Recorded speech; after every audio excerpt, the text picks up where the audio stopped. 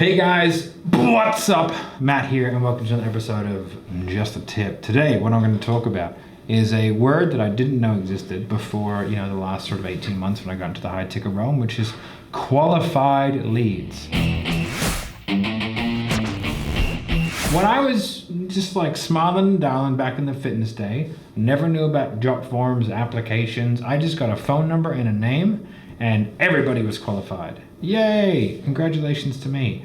And like, qualified, what does that even mean? I have no idea. Like, what's a qualified lead? To me, a qualified lead is anyone who can benefit from the product or service.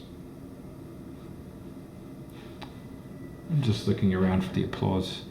Anyone. Money is fluid. People have some sometimes and they have less other times. Like, so what is financially qualified? Like, what if they have access to tremendous amounts of money somewhere else, or debt, or like they don't make any money but they have access to a trust fund, or you know what I mean? Like someone can make a lot of money but have no cash. Like, what does financially qualified even mean?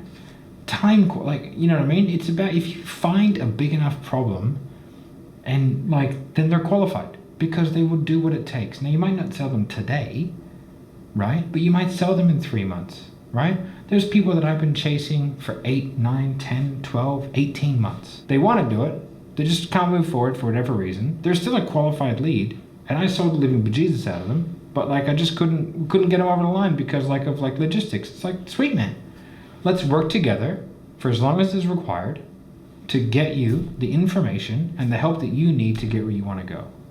So stop thinking of my leads are unqualified, It's just just sell anybody who can benefit. And I don't see a reasonable argument for anything else. All right, guys, hope that helps.